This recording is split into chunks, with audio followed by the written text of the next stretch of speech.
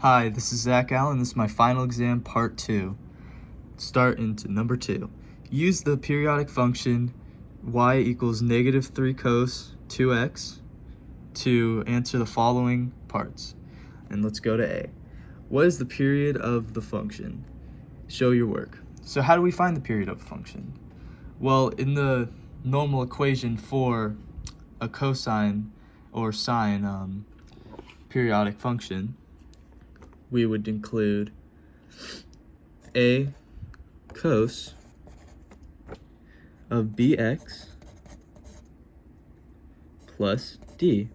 Now, the b defines our period, and that's what we'll be looking for. So the b in this equation that we've been given is 2.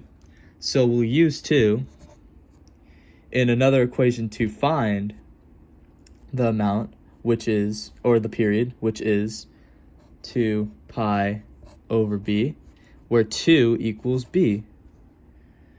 So that means we'll plug it in, 2 pi over 2 now, and that gives us, cross out the 2, pi. So pi is our period. Circle that. Well, let's also say it. Period of negative 3 cos 2x equals pi. So what does that mean? Why does that matter? It basically cuts the graph in half. It makes it smaller. It means the period that it takes to do that normal thing will be half as long. So it'll be basically shorter, but defined in a longer term, which we'll get to later. So let's get to B. How does the negative sign impact graph? So how does it impact the graph? Well, I've brought up Desmos over here, right here, to show us just the normal cos equation, which provides us with right here just a normal period. So how this works is when it's negative, it'll basically be reflected to where this right here will be down here now. So if I were to go over here, put the, put negative in front of it, it flips down. So that'll be the same for this equation. So basically how it works is when there is a negative, the graph reflects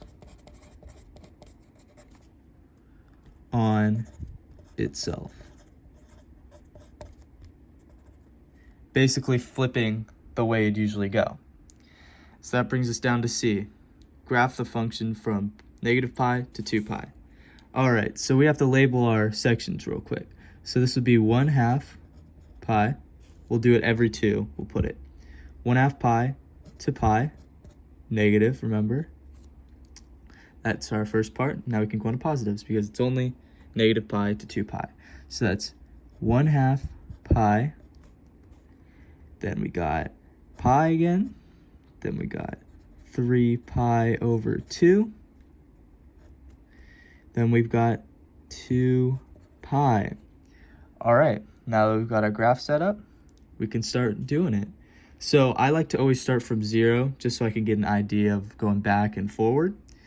So let's define our y-axis real quick, just with a couple numbers. Let's do 1, 2, 3, because remember we're dealing with 3, which is our amplitude. 1, 2, 3 negatives.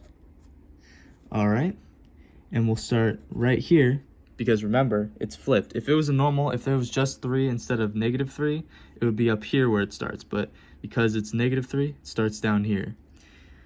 Which means, also, you got to remember that the 2 pi is cut in half to make the pi.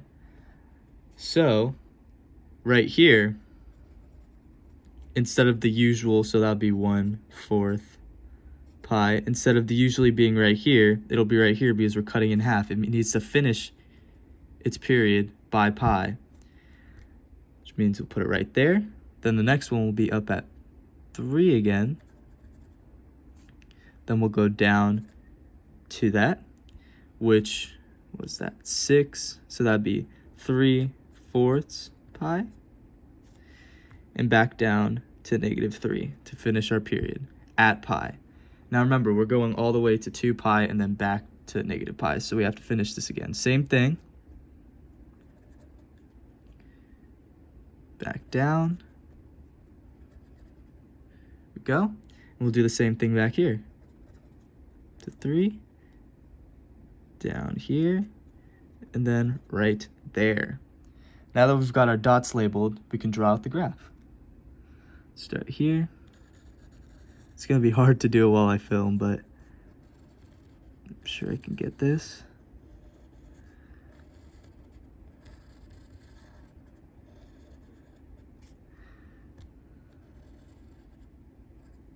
So this would continue on, and this would also continue on after. There we go.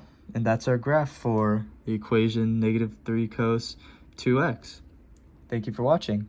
Bye.